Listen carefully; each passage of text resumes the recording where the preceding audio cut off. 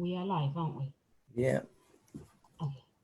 Good afternoon, everyone. Welcome to Legacy Wealth Talk, where we can all be open to important conversation regarding various topics related to life transformation, love, happiness, well-being, relationship, and wealth. My name is Nomsa Clara Mncube. I am the founder of Hope Spring Eternal Introduction Agency and the co-founder of Legacy Wealth Talk. I have two experts with me today, our resident panelist, Jason Camp, and our guest, Kamal Ama. I'm going to let our experts introduce themselves. Also, they can lay out their professional credentials, expertise. Over to you, Kamal. Thank you, Nomsa, for that wonderful introduction. Kamal Ama here, as Nomsa said. I'm an accredited life coach as well as an NLP trainer, master practitioner, hypnotist, as well as a life purpose specialist. I'm also the co-founder of Mart Coach, which is a coaching company. And I specialize in helping people or helping parents become super parents in their best way after separation or divorce. And it's also part of creating a purpose for them. Thank you so much, Kamal. Over to you, Jason. Hi guys, I'm Jason Kemp. I'm also an NLP trainer, NLP master practitioner, and a hypnotherapist. So today you get twice of NLP and hypnotherapy as well thrown in. My main role in life though is to help people get out of their own way, become unstuck, and live the life they want to live their own way.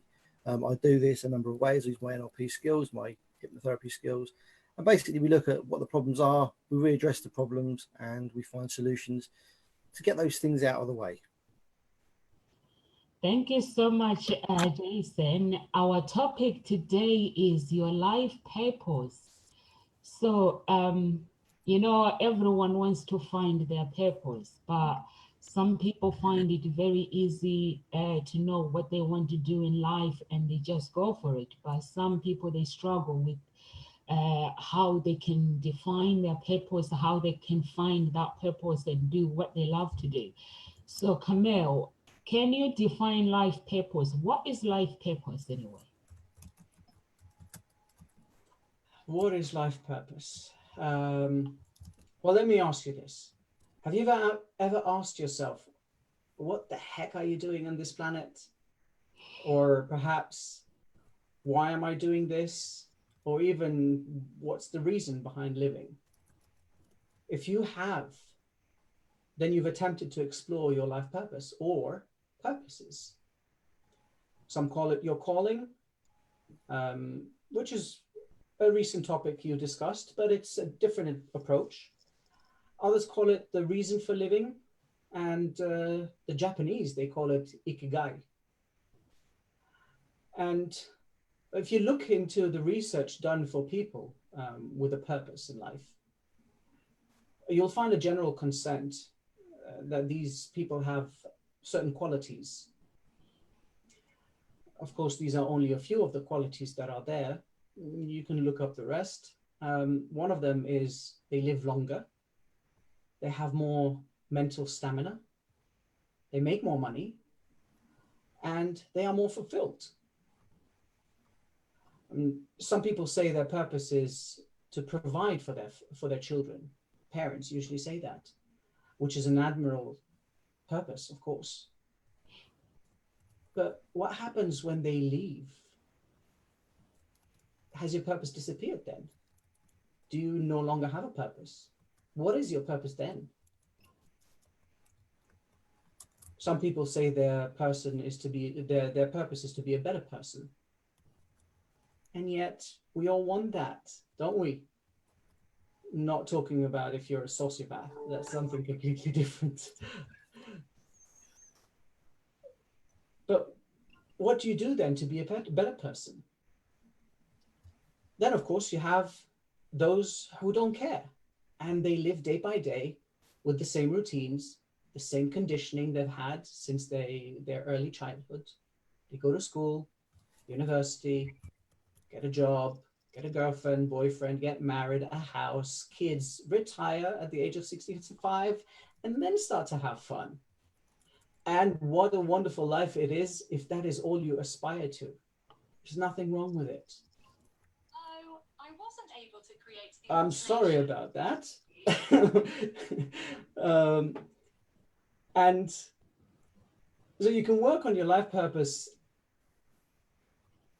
as different areas. For instance, your life purpose for a family, or for your career, or friendship, or you can work from a whole perspective.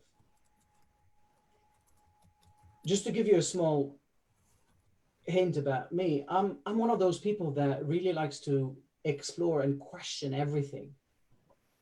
And it's put me in many awkward and unwanted arguments, but I still don't care. I want to know the hows and the whys of things. I'm a very strong believer that everything happens for a specific reason at a very specific time. So how can our existence be without reason? Now, to answer your question, my definition of this subject is perhaps a little bit different. I don't believe we only have one purpose in life. And I don't believe it's the same purpose forever. I certainly have different purposes, and they're spread out throughout career, family, life, friends, and many more. And hopefully, if I did my job properly here, you're still wondering and have a few more questions. But I'll leave it to here. Thank you so much, Camille. You made me question, why am I here on earth? That's just awesome. It's like when someone is asking you that question, it's like you're being confronted by your past or by your present. It's like, make a decision. What is your purpose? Thank you so much.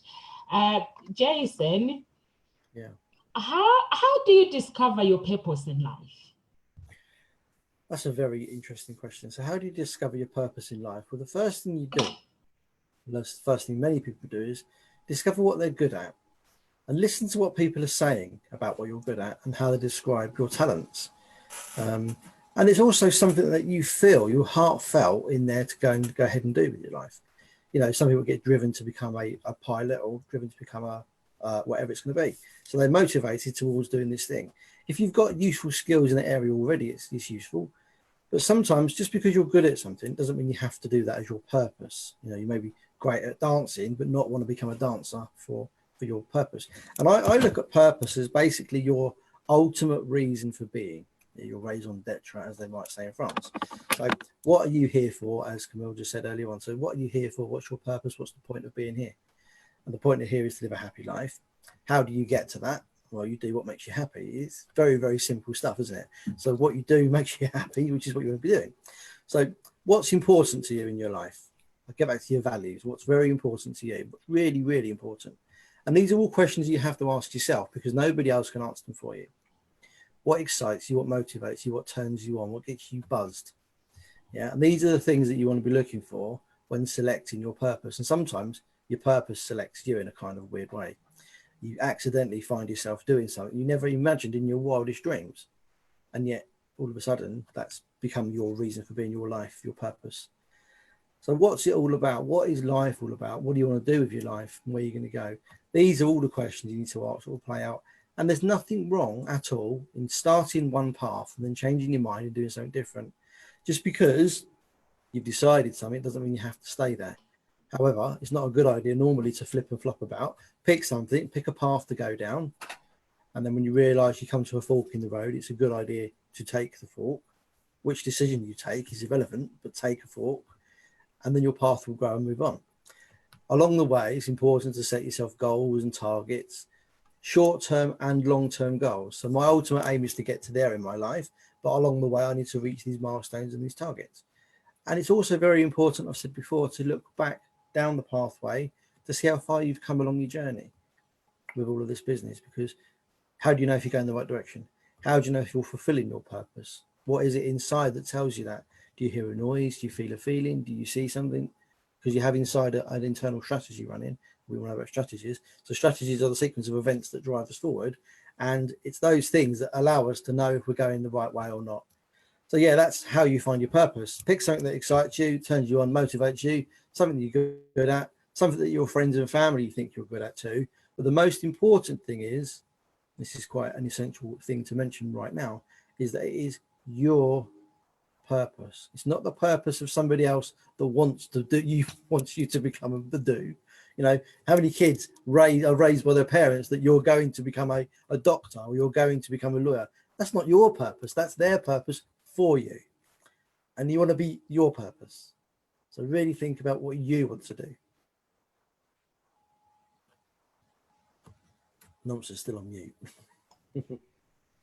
Thank you so much, Jason. Sometimes we have our parents, some of the parents, they implant purpose to their children, like become a doctor, become this. And I don't think that is a good idea, because they end up working, but deep down in their heart, they know that they are pleasing somebody else. It's not their purpose. I really appreciate that. For me, purpose is to live my life to the fully and work joyously in a good environment that promotes productivity at work. And also, when I'm working in that place, I need to be able to be flexible, because like right now, we are both flexible. That's our purpose that we have chosen ourselves.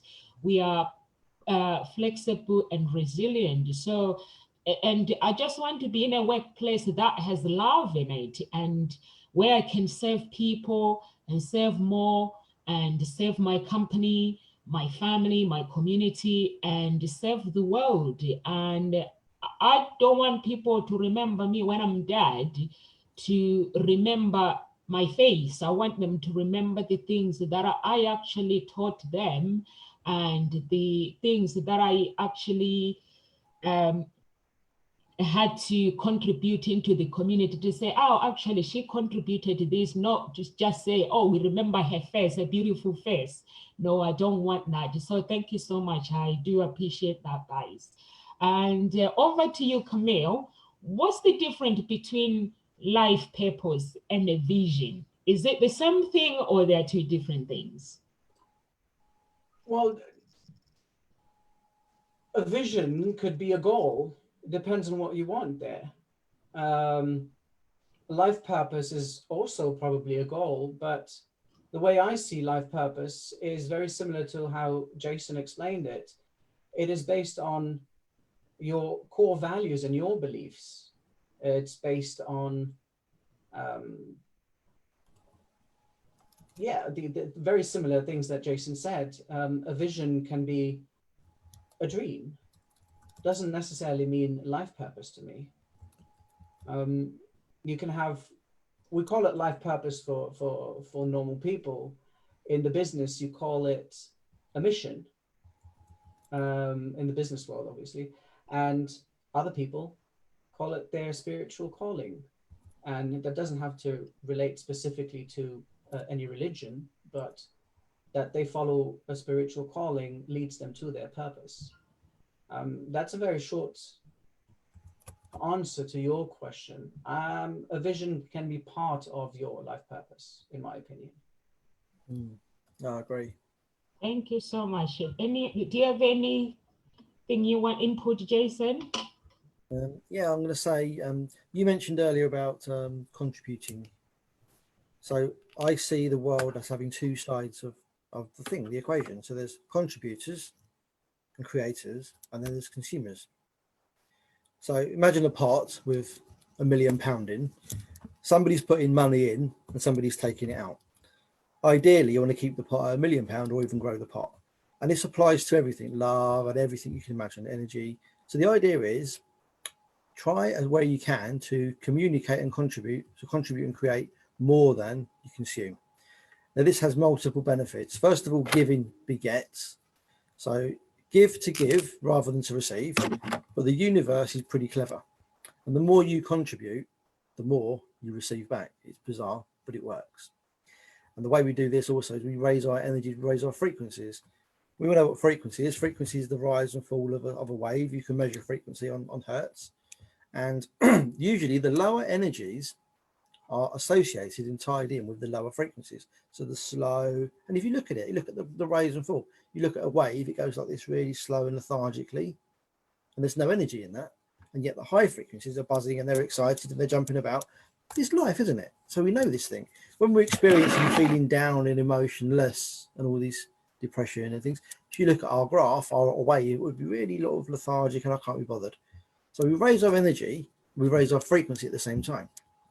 By doing that, it motivates us, it inspires us, and it means we create more than we consume. And also by changing your RAS, your reticular activating system, the part of your brain. And how do you do that? You change that by changing what you focus on. So instead of focusing on the negativity and what you don't want, focus on what you do want. And then you'll notice more of the things that are there relevant to what you want as well. So for example, if you ever go and buy a new car, this example everybody uses, if you buy a new car, all of a sudden, everybody's got the same color car of the same make. Well, they were there before. You just didn't notice them because they weren't important to your life at that time. So you set your purpose and your focus, and what you project out is what you tend to notice as well. So what you project yourself into the universe being is what you notice more of. It's what your brain's tuned in to listen to. If you've got a radio station, a radio set, if you turn that dial, the old-fashioned ones, the old needle moves along, didn't it? And at one point you get Music FM, and at some point you get Crackle FM. Well, you don't want Crackle FM, you want Music FM. And it's tuning into that right frequency because then you hear it crystal clear and you can clearly see where your vision is, which leads to your purpose and your ultimate goals.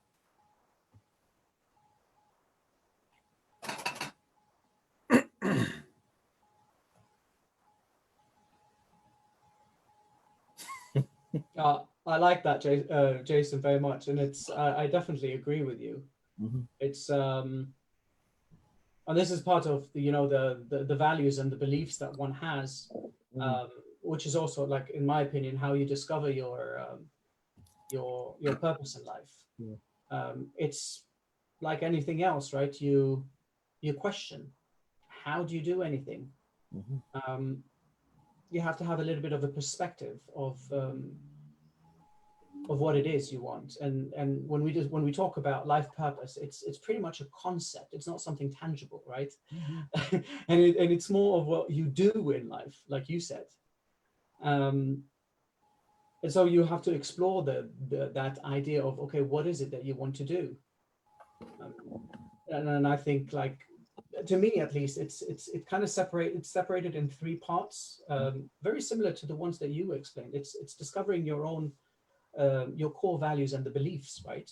Yeah. And the core values, when I'm talking about core values, the most important values that drive your behaviors and your actions of every day. Where did you get them from? Who influenced you along the way? Are they truly yours, or are you conditioned into them? Like you were talking about being conditioned into, you're going to be a doctor, you're going to be a lawyer.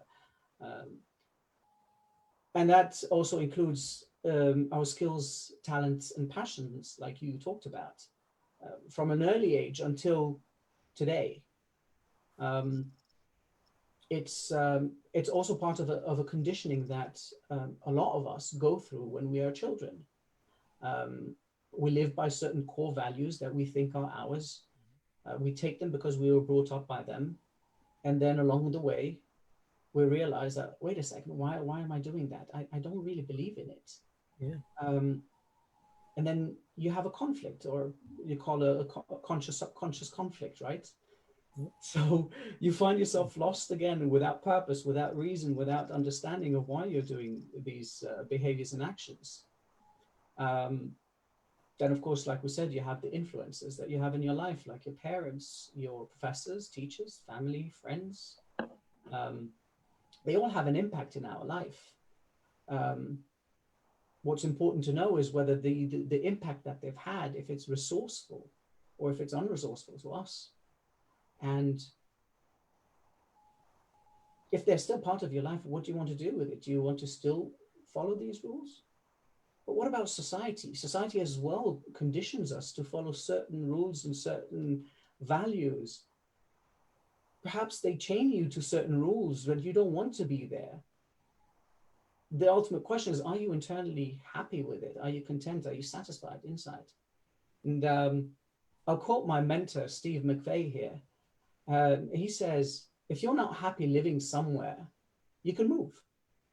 If you're not happy there, you can move again. There's no problem. But what if you're not happy with who you are? What do you do then? Then you have a part, which is the second part that I was going to talk about, is, like you said, also the areas of focus. Which part of your life is unsatisfying? Where is it unfulfilled? Is it all of them? Is it one small tiny part? Obviously, you can explore them all, or take one by one. But ultimately, if you're following your true values, your core values and your beliefs, you'll find that most of them combine into one specific area, which is one direction. And that leads to the goals that we have in life.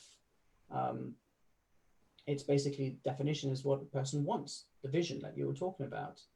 Do you want to be an amazing entrepreneur, a great athlete? It can also be based on emotional desires. Maybe you want to be a more caring wife or a more caring mother, father, have greater self-esteem. And so I think when one explores these areas, we get to understand our limitations and our beliefs that hold us back.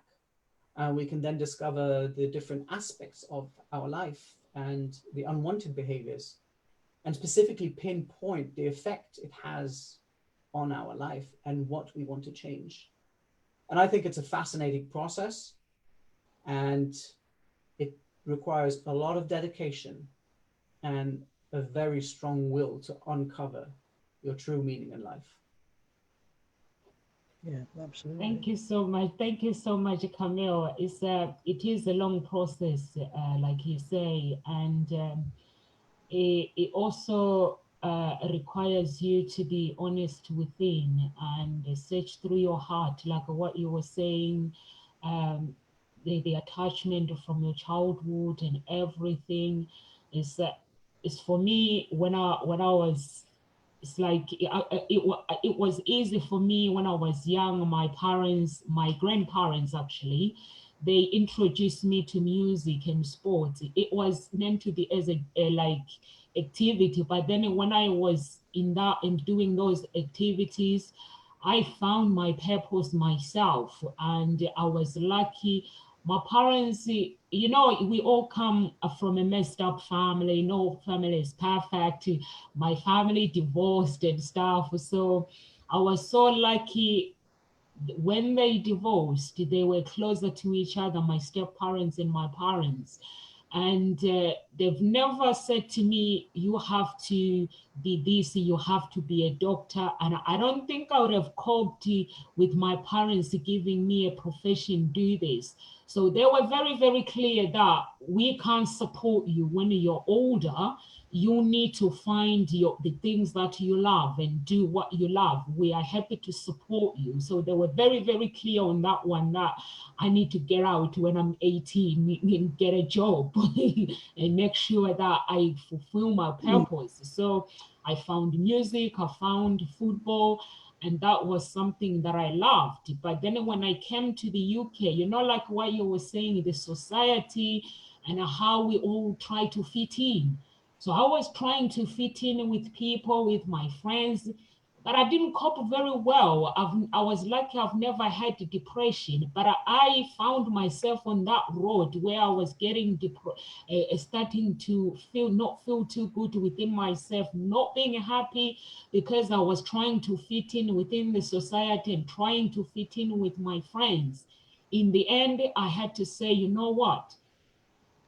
I need to love my friends from the distance. Those who love me, who really, really, really loves me, they'll follow me where I'm going, my journey that I'm taking. At the moment, I have no clue where I'm going, but I have ideas.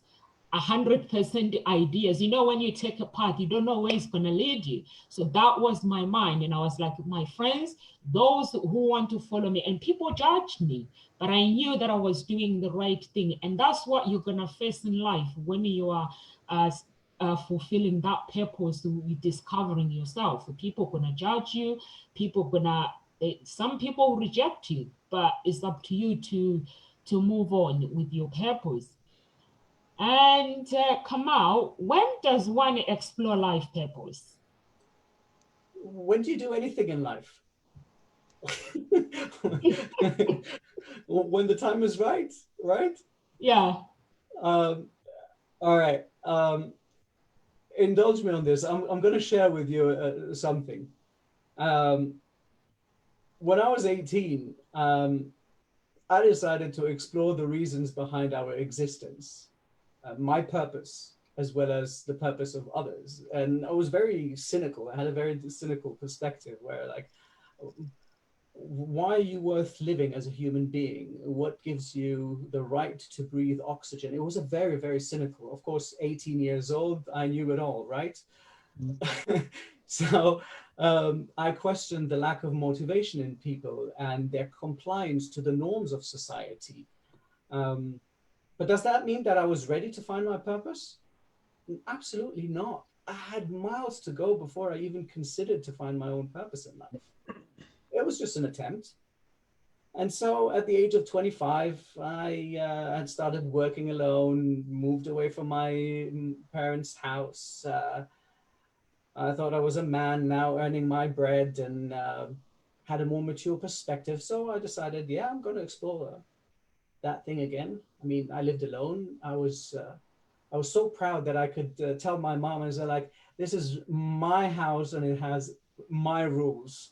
And my mom had to call me before coming to visit me. I was like, huh, no.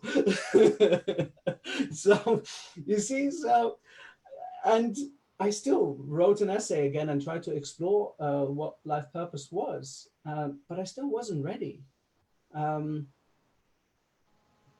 Because I didn't realize what it was. And then, of course, life goes on, and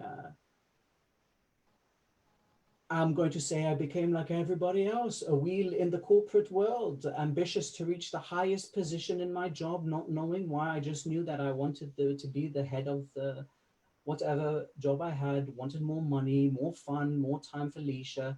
But I was never satisfied with what I did. I got easily bored from routines, from work, even from people. And years go by. At the age of 37, I realize I'm living a life that isn't for me. It's not what I wanted.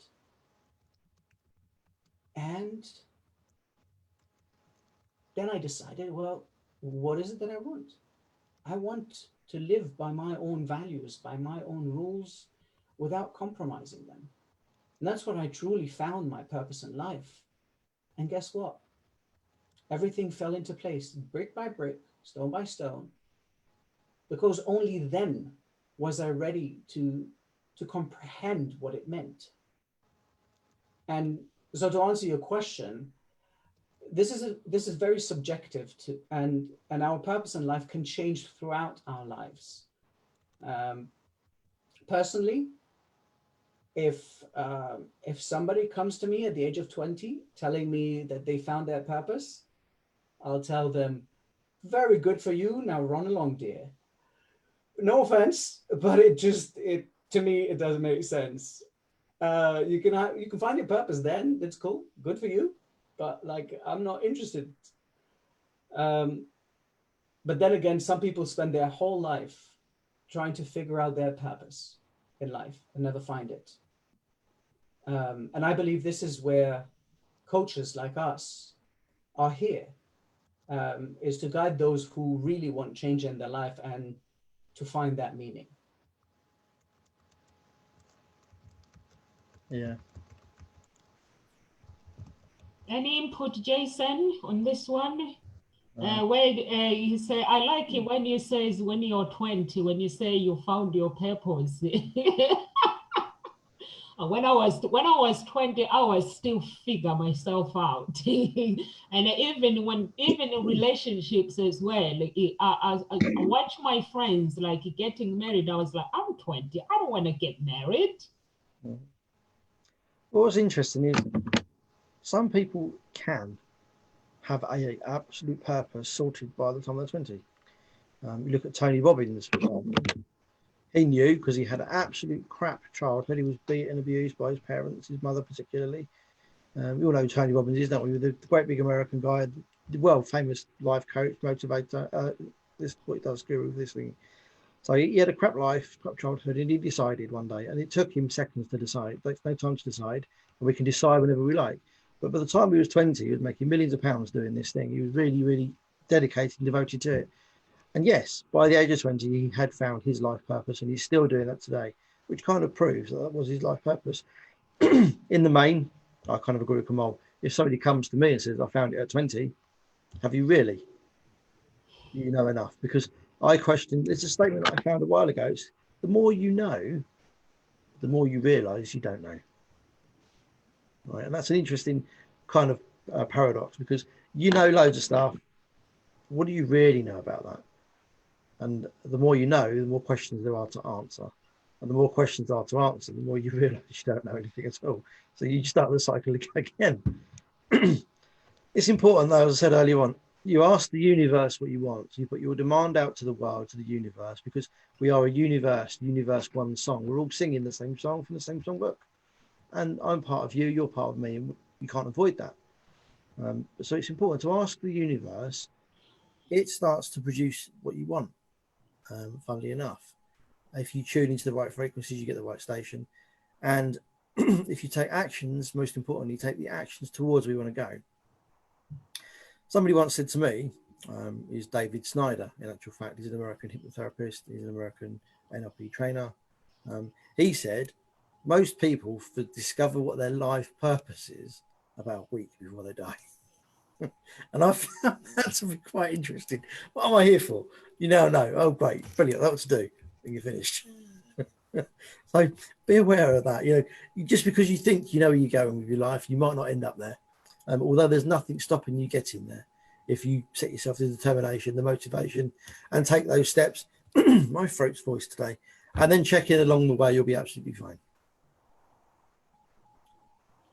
Thank you so much, Jason. You know, and also, you know, I find how the universe work and God.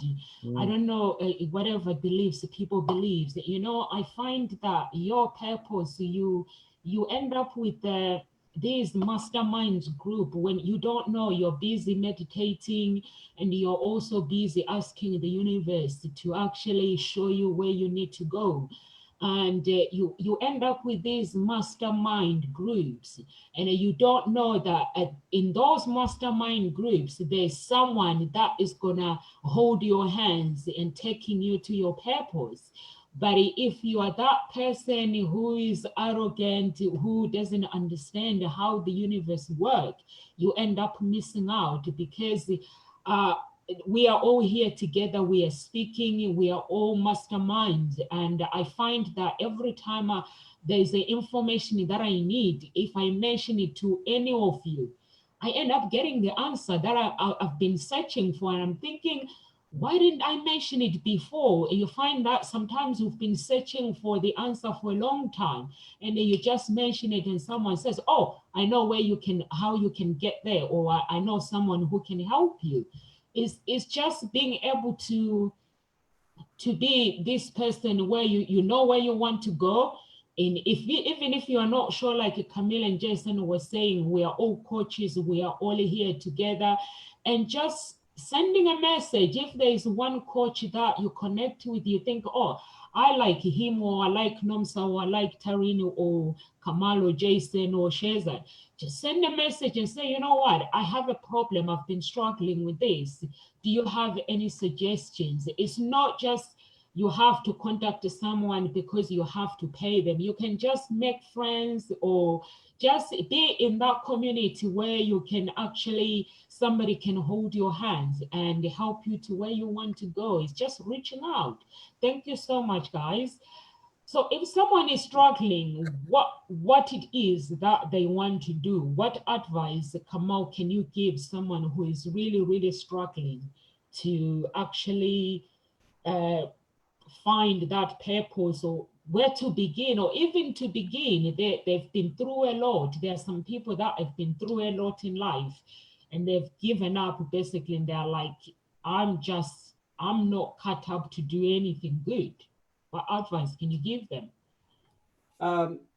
Well, we'll start off with there's some work to be done internally where they have to forgive themselves first for whatever they have done or they haven't done, because in that specific moment that they decide that they want change, that's when change happens, right? Um, if they talk to somebody or they go to a coach or even a therapist and they say like, this has happened to me, now I want change, it already happened when they had decided to go to that person, and that means that they're ready and they're motivated. Now the next step would be to let them explore how they see their life, what do they envision, what do they dream about, and not necessarily now, but you can take them back to when they were children. What were their passions in life and dreams when they were young? This is part of the exploration work, where you find out, what did you want to be when you were young? Some of us know or had an idea, or they had perhaps somebody wanted to be an architect, others wanted to be a singer or an actress, or we all have these ideas when we're about maybe 4 or 5, something like that. And then you explore, why did you want to be that person? What pushed you there? Did you have an influencer? Did you pursue it? How did you pursue it? How didn't you pursue it? What took you into a different direction? And because we will find within these areas of our skills, our passions, and our talents, what we can achieve in life through them. Because you have to take into account that you know how to do certain things and you can't do other things. So do what you love, right? And if you enjoy doing something and you really love doing it, it becomes part of you. I can't remember the saying properly. They say, don't love what you do, but do what you love, something like that. Yeah. Has anybody heard that? Right. So you have to give love. Again, it's giving, like Jason was talking about. It's all about giving and what you're sending out there. Where do you want to be? How does it look like? Imagine yourself dreaming about it. Vision boards, thoughts. Go to sleep thinking about it, questioning yourself. I promise you, your subconscious will do amazing things in your sleep. You'll get plenty of answers, because going into NLP and hypnotherapy, the subconscious doesn't like open loops. It doesn't like unanswered questions. If you keep on asking yourself that when you go to bed, or on a subconscious level, or even on a conscious level, and you don't have an answer, it will still stimulate your brain and you will still find an answer at some point. And that's where you start. That's my opinion, at least. It's true. Thank you so much, Kamal. Yes, that is true. And also, it's not how smart you are or how educated you are. It's basically how you are programmed from childhood and school as well, and your parents, your genetic as well. Your parents can contribute on that. Unfortunately, some people, they are not lucky with the parents, but I always tell my daughter that when you're older, make sure you find your purpose. Don't blame me as a mother and say my mother or my parents were not good, because we are not perfect. So just because I'm an adult, it doesn't mean I'm perfect. So I always make it clear so that she gets that message that when she's older, she needs to actually take responsibility and become who she wants to be, and not blaming my mistakes or her father's mistakes. What do you think, Jason? It's very important. You need to take responsibility for your own actions. responsibility for your own life, because we could all sit and point fingers and say it's because of, and if you really analyze that, you know it's crap. You really know that's not the fact at all. You know you are able, you're responsible to take your own actions, and you decide. We're all grown-ups, we're all adults, we all know what we want to do. And back on, you said about spirituality earlier on, being religious. For a lot of people, spirituality has got nothing at all to do with religion at all. It's about a higher self. Okay, a higher self. And I would challenge everybody that even if you're not religious at all, and I'm not religious either, but you should maybe have a concept of this thing called a higher self. It's what you strive to become, what you can possibly become. If you was to take everything out, if you could do anything in your life, knew 100% that you could not fail, you were guaranteed to succeed, what would you do? What would that be? And that thing, that particular thing there at that top, is your higher self. That's where you're going towards with your life. There's an interesting fact, though, that a group of people working on the same thing achieves more than the sum of the individuals. So if you've got two people, for example, if you've got one person doing some gardening, I'll use that as an example because I've been doing gardening recently. If you've got one person doing some gardening, they'll get one amount done. If you have two people, they get more than twice done, because the energy joins forces, and it's as if there's a third person there doing some stuff. You accelerate, you motivate each other, you get on with things better, and the ideas flow, and from ideas, more ideas grow, more imaginations grow, more strength grows. So it's as if there's a secret third person coming in. Well, where were they? Is that a spiritual thing? Who knows? But they appear, and it helps you along the way. So it's nice sometimes to join forces with somebody. You need to be careful with this. Pick somebody that's on your team. So if you want to collaborate, pick somebody on your team. Don't never pick somebody that's against the idea, because what happens then is, I'm going to do this, this, and this, and you've got a clear idea where you want to go. And then over here, you'll get a voice saying, well, hundreds of people have tried this before and they've all failed. What makes you think you can do it? And then your inner voice says, actually, they've got a point. Well, now you've got an enemy, and it's not out there. The enemy's then in here, and he says, yeah, you can't do this because all these people have tried before. Then you start talking yourself out of this thing, and before you know where you are, you've gone, yeah, ain't never going to work. I'm not going to do it. So questions, ask yourself better questions. Ask better questions to the universe and to other people, but also ask yourself better questions. Because in your own mind, in your own brain, you've got a human version of Google. And if you ask a bad question or a not useful question, you're going to get answers. Its job is just to give you answers. It doesn't analyze the question. So if you say, why am I lonely? For example, it goes off and he says, because you don't mix with people, you don't see people, you don't do this, you spend the time on your own, you play on the computer games. That's why you're lonely. If you ask the question, what can I do to get more friends? It goes off and says, well, you could put your shoes on for a start and go down the pub, or you could go to the squash club, or you could go for a walk along the beach with some friends, meet some people along the way. And it gives you ideas and suggestions then to take you towards where you want to be going. So your internal Google is always listening, and it always answers the questions. It doesn't have to vocalize the answers, by the way. Here's a test for you. What color is your front door?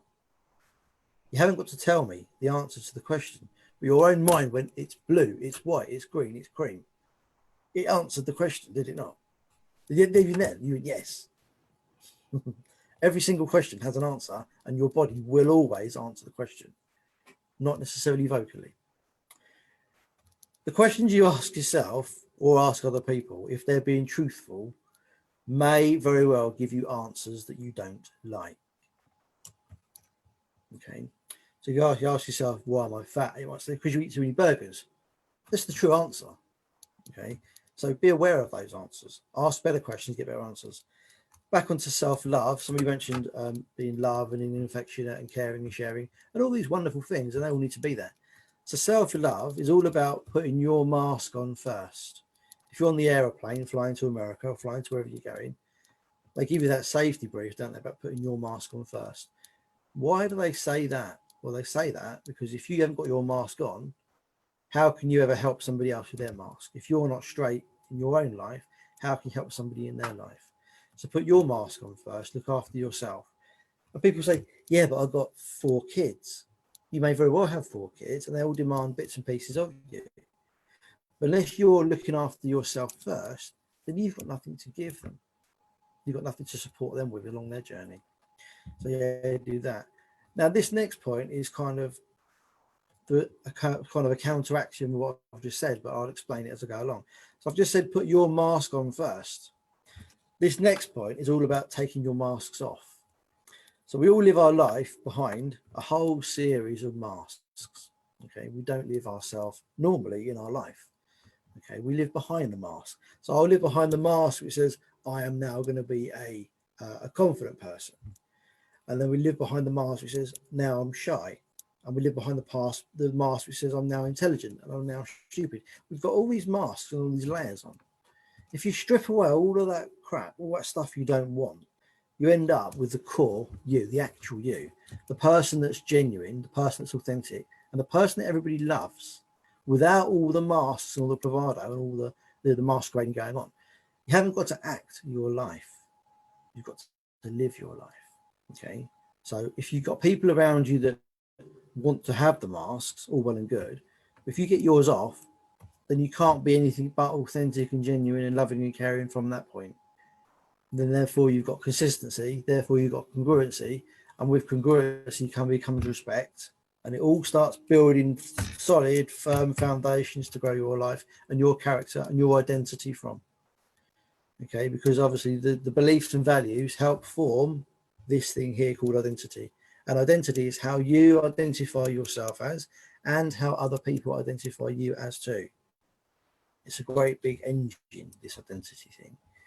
And you need to be careful about the words you use. People say, I am depressed, I am anxious, I am excited. And actually, you're not any of those things. You are caring, loving, affectionate, and you also happen to have some behaviours of depression and anxiety and whatever it's going to be. But you have to separate your actions, your behaviours from your identity. It's very easy to split the two. Keep them separate. You are not the depression.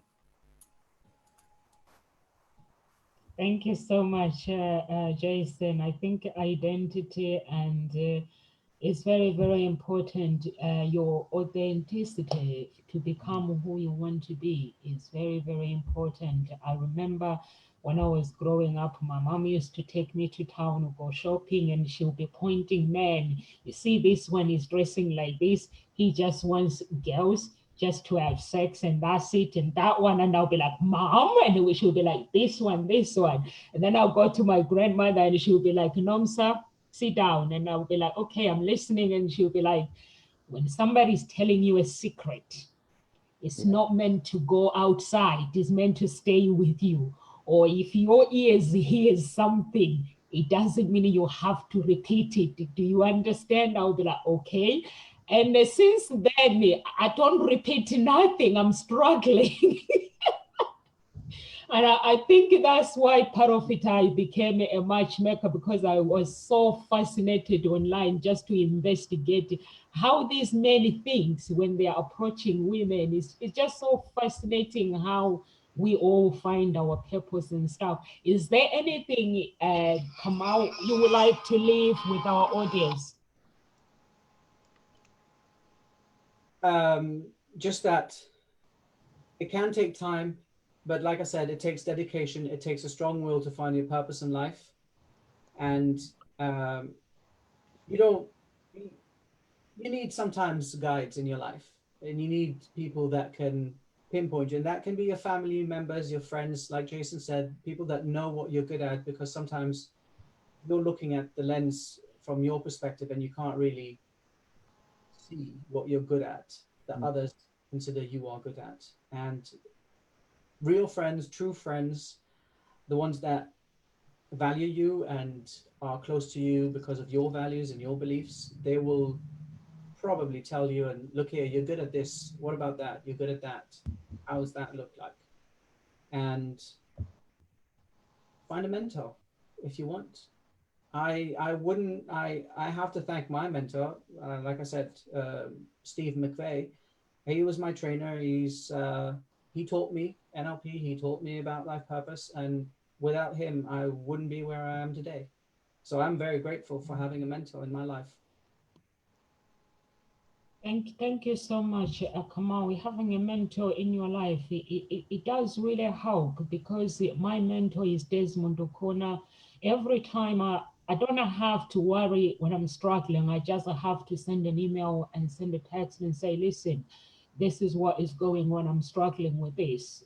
Could you please give me some advice? And he will just come back to me and say, have you tried this? It's just as simple as that. And also for matchmaking, I have my coach in New York. If I'm struggling with something, I just send a text and say, listen, this is what is going on. Can you help? And they're just there for them to help. You don't think about them as you're paying them. They're your family. You think about them as your family. Thank you so much for that. And Jason, anything you want to leave with our audience? Yeah, live life with passion, live life with purpose, and live your life, not somebody else's. And ask, because if you ask, then answers simply come. Okay, and this is good because you're going to get an answer. Ask good quality questions, as I've said many times before. The better quality you ask the questions, the better your life will become, because you will find better answers and you can move on forwards. And yeah, if you need me, and I'm about, you can find me. I'm about most of the time. You can find me on YouTube. You can find me on this page. You can find me on my website, yourlifeyourownway.co.uk. And yeah, I want to help as many people as I can in my life. Jason, and thank you so much to everyone who has been watching. We'll see you next Thursday. If you need to speak to any of our coaches, Kamal, you can send a message. If you want to have a chat with Kamal, if you want to have a chat with Jason, you can get in touch with Jason. We have Tarini. She's our property developer and a wealthy coach. If you want to get in touch with her, feel free to get in touch with her. And Shezad Hanif, if you want to get in touch with him, you can get in touch with him. Or if you want to get in touch with me, I will be happy to work with you, give you a 30-minute session. In that 30-minute session, all of us, we just find out the roots of the problem. And by the end of the call, you will know the problem, what you need to do. Because we have been there ourselves, and it's the journey that we had to take. But we are lucky because although we are coaches, we have our own mentors as well. So thank you so much. Live with grace, everyone. See you next week. Yep, take care. Take care. Thank you. Bye.